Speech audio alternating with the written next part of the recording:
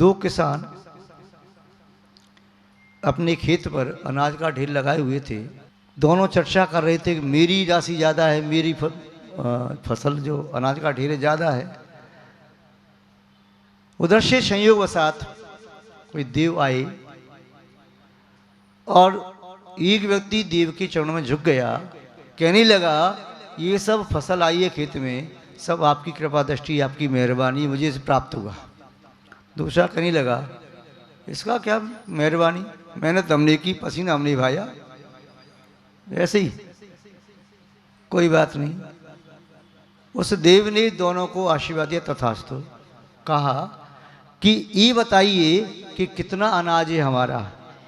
देव ने कहा दोनों का अनाज समान है, 125 मन, 125 मन।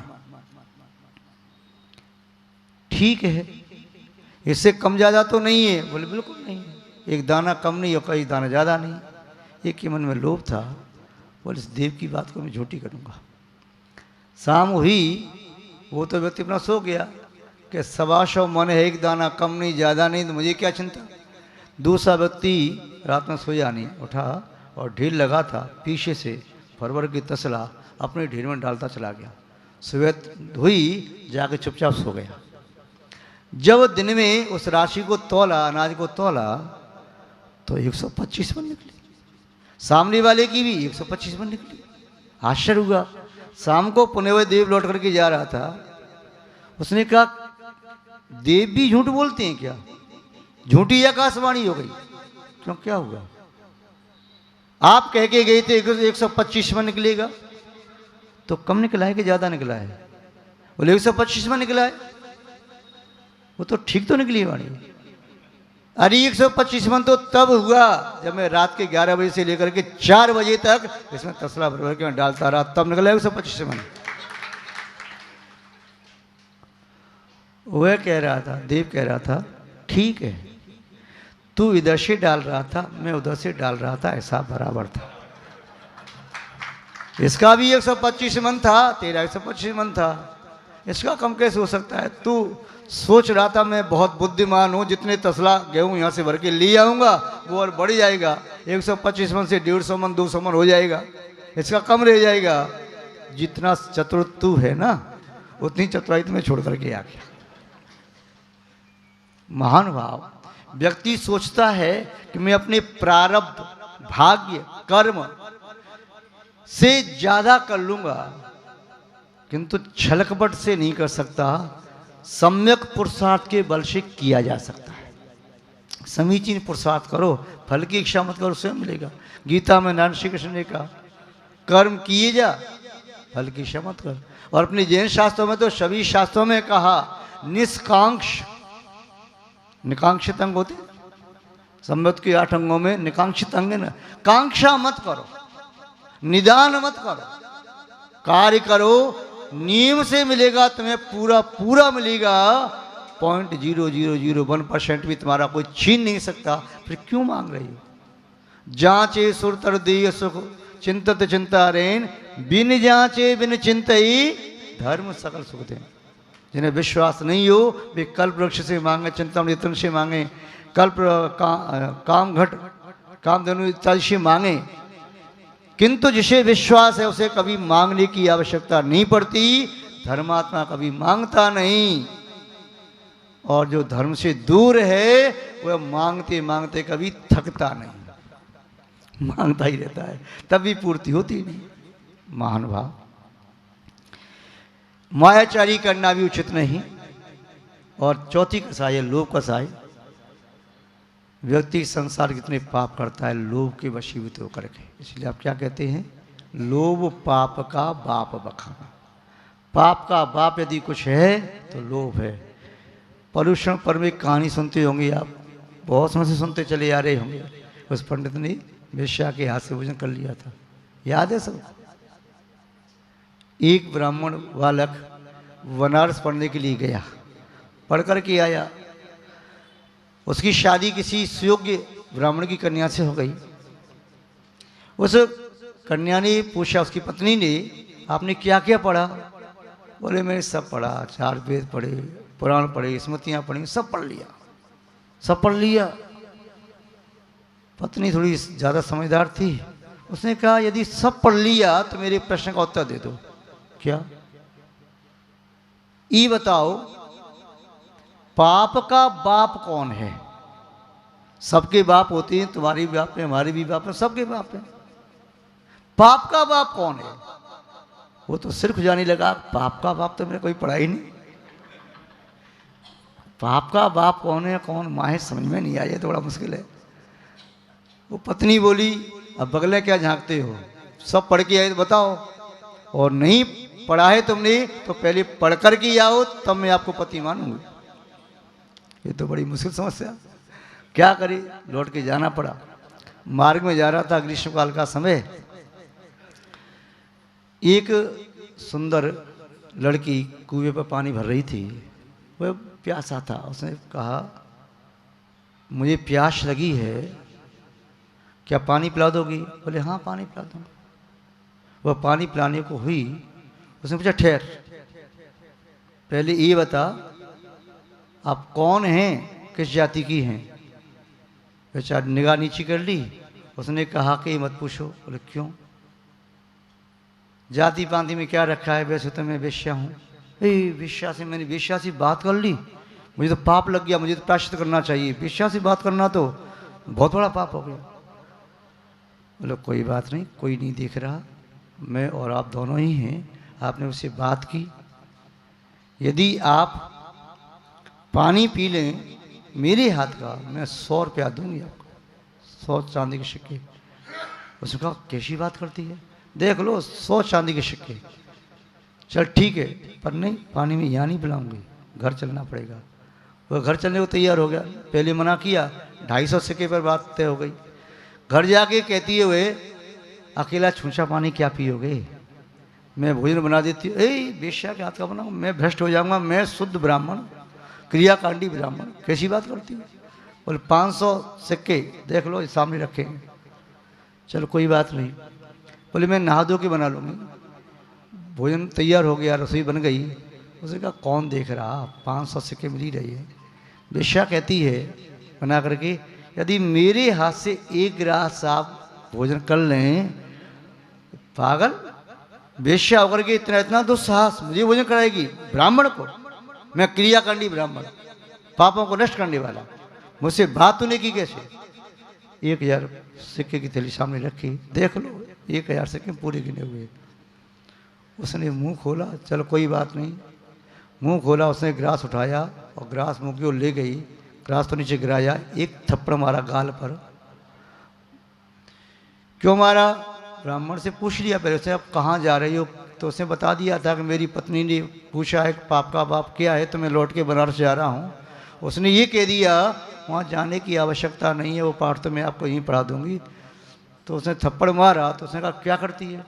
बोले मैंने आपको वह पाठ पढ़ाया है जो आप पढ़ने बनारस जा रहे थे।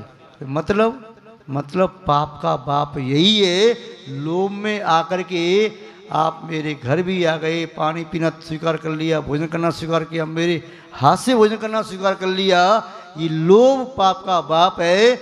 लोभ में आकर के व्यक्ति कोई भी पाप कर सकता है। महान भाव, क्रोध मान माया लोभ, इन चारों कसायों को दबा दो, और ऐसा दबाओ कि इसका अंकुर भी नहीं आए। यदि मिट्टी में दबा दिया तो मिट्टी में से अंकुर बार बार आ जाता है। चट्टान ढांक दो, इस चट्टान को तोड़ के अंकुर नहीं आएगा। आपका प्रशम भाव एक ऐसी चट्टान बन जाए कि आपकी क्रोध मान माया लो चारों कसाएं आपको परेशान न कर पाए, आपको विचलित न कर पाए। ये पहला गुण है सम्यक दृष्टि का, प्रसम भाव जागृत करना। आगे सम्यक अनुकंपा आस्तिक, इस पर भी चर्चा करेंगे। श्रीमज्जिनेन्द्र कथिताय सुमंगलाय लोकोत्तमाय शरणाय विनेय जंतु धर्माय काय वचनाशय शोदितोऽहम् स्वर्गापवर्ग फलदाय नमस्करोमि स्वर्गापवर्गफलदाय नमस्करोमि। स्वर्गापवर्गफलदाय नमस्करोमि। श्रीमत्परमगम्भीरस्य स्याद्वाद मोगलांशनम् जियात्रैलोक्यनाथस्य शासनम जिन शासनम।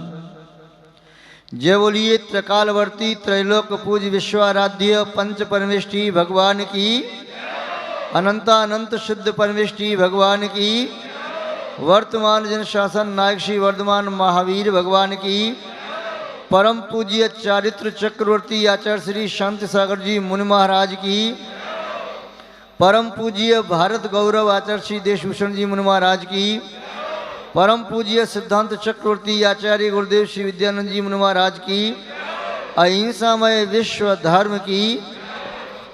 सभी अपने दोनों हाथ जोड़े। जैनम जयतु शासनम विश्व कल्याण कारकम। विश्व में जिन शासन, एक ऐसा शासन है जो प्राणी मात्र का कल्याण करने में समर्थ है। हम और आप सभी मिलकर के भावना भाते हैं यह जिन शासन सदैव जीवंत और जयवंत रहे। धर्म स्नेही सत श्रद्धालु यहाँ पर उपस्थित आप सभी भव्य वर पुंडरीक पुण्यात्मा महानुभाव। धर्म का मूल सम्यक दर्शन, दंसन मूलो धम्मो। पूज्य आचार्य भगवान कुंदकुंद स्वामी जी नेक्स्ट पार्ट में लिखा, सम्यक दर्शन धर्म का मूल है। जैसे जड़ से रहित वृक्ष समृद्धि को प्राप्त नहीं होता, बीज के बिना अंकुर वृक्ष की उत्पत्ति, पत्रोत्पत्ति, पुष्पोत्पत्ति, फलोत्पत्ति संभव नहीं है। वैसे ही सम्यक दर्शन के बिना जीवन में धर्म का प्रादुर्भाव नहीं होता। सम्यक दर्शन की चर्चा करते हुए सराग सम्यक्त के 4 लक्षणों को देख रहे थे। पूज्य आचार्य भगवान श्री उमा पूज्यपाद स्वामी महाराज, अपन नाम देवनंदी व जनेन्द्र बुद्धि, उन्होंने जो 4 लक्षण दिए सराग सम्यक्त के, प्रशम संवेगानुकंपास्तिक व्यक्ति लक्षण प्रथमा। प्रशम भाव के बारे में कल चर्चा की। प्रशम का अर्थ होता है प्रकृष्ट रूप से दबा देना। शम का अर्थ होता है शमन, दबा देना। और शम क्यों?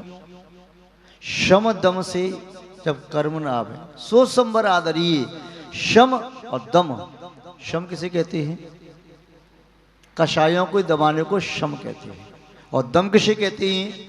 इंद्रिय के दमन को दम कहते हैं। शम और दम एक शब्द आप कई बार सुनते भी हैं, बोलते भी हैं। दम खमे तो आ जाए सामने। क्या? यदि तुझमें कोई दम खमे है ना तो सामने आ जाए। दम खम का आशय क्या है? दम का आशय है जो इंद्रियों को दमन करने में समर्थ है, उसमें दम होती है। और जो इंद्रियों का गुलाम है उसमें काय की दम। तो खम क्या है? खम का अर्थ होता है क्षमा भाव।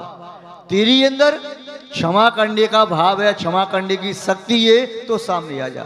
क्षमा वीरस भूषणम, क्षमा कायरों का भूषण होता है। कायर तो क्या करता है? बदला लेता है। क्या करता है? क्षमा कायर क्या करता है? बदला लेता है। और वीर क्या करता है? वीर बदला नहीं लेता, अपने आप को सामने वाले को बदल लेता है। अपनी क्षमा से सामने वाले के मन को भी बदल देता है। वीर वह होता है जो बदला नहीं लेता, अपने चित्त को बदल देता है। उसके चित्त में कहीं क्रोध आदि कषाय का परिणाम आए उसे बदल लेता है अपने भावों से, और सामने वाले के भावों को बदल देता है। जैसे वासनाथ भगवान ने कमठ के भावों को बाद में बदल ही दिया। कितना उसने क्रोध किया, कितना अवसर किया। 10 भव तक जिसने वैर किया पीड़ाएं देकर मनमानी, फिर हार मानकर चरणों में झुक गया स्वयं वे अभिमानी। तो वह क्षमाशील वह होता है कि अपनी क्षमा के माध्यम से सामने वाले को भी बदल देता है। और कायर कौन होता है? जो बदला लेने का सोचता है, मैं इसे छोड़ूंगा नहीं, मैं इसे छोड़ूंगा नहीं। क्या करेगा? ज्यादा से ज्यादा संपत्ति छीन लेगा और क्या करेगा? शरीर को नष्ट कर देगा। आत्मा का तो बालमा का कर नहीं सकता। आत्मा में प्रदेश असंख्यात थे, हैं और रहेंगे। कोई भी व्यक्ति किसी भी की आत्मा के एक भी प्रदेश को कम नहीं कर सकता और अपनी आत्मा के एक भी प्रदेश को बढ़ा नहीं सकता। तो आप सब तो कहते हैं दमखम, कोई दमखम है, बड़ा दमखम वाला व्यक्ति है, तो आप तो दमखम लगा लेते हैं, पैसे से लगाते हैं। जिसके बाद थोड़ा पैसा ठीक है, महाराज जी अपने सौदंद जो बनी है ना, बड़ी दमखम वाले व्यक्ति हैं। तो ये दमखम पैसे वाली दमखम नहीं मानना। शास्त्रीय भाषा में दमखम होती है इंद्रियों को दमन करने की सामर्थ्य और क्षमा करने की सामर्थ्य। और बड़ा पुरुष भी वास्तव में वही होता है जो दूसरों को क्षमा कर दे। क्षमा बड़े को चाहिए, छोटे को उत्पात। कहा रहीम हर को घटो जो भ्रगुमारी लात। वैदिक परंपरा में एक प्रसंग आता है, विष्णु कुमार के एक ब्राह्मण ने लात मार दी, तो उन्होंने ये कहा तुम्हारे कोमल पैर में चोट तो नहीं आई? क्या इतनी क्षमाशीलता आ सकती है? कोई आपको लात मार दे और सीधे सीने में जाके लात मारे, तो आप उसको ये पूछ सकती हो क्या कि तुम्हारे कोमल पैर में कहीं चोट तो नहीं आई? और वह भी व्यक्ति ऐसा कि उसके पैर को पकड़ करके घुमा करके जमीन पर पटक दे, इतनी सामर्थ्य वाला व्यक्ति जो पूरे लोग को पटक दे उठा करके, वह व्यक्ति अपने सीने पर लात खा करके ये पूछ ले कि तुम्हारे कोमल पैर में कहीं चोट तो नहीं आई? अपने अपने मन से पूछ ली ना, इतनी क्षमा अपने अंदर है क्या? लात तो बहुत दूर की बात है, बात भी थोड़ी सी ऊंची हो जाए तो आप कहते टॉन नीचे कर, नीचे बाजू, उंगली उठा देगा, उंगली नीचे कर, नीचे उंगली कर। तो क्या समझता है अपने आप को? तुम मुझे जानता नहीं? वो कहते हैं हाँ जानता हूं, तेरे ऊपर अभी क्रोध का भूत सवार है, तू विवेकहीन है। इतना कह देगा तो महाभारत वहीं प्रारंभ हो जाए।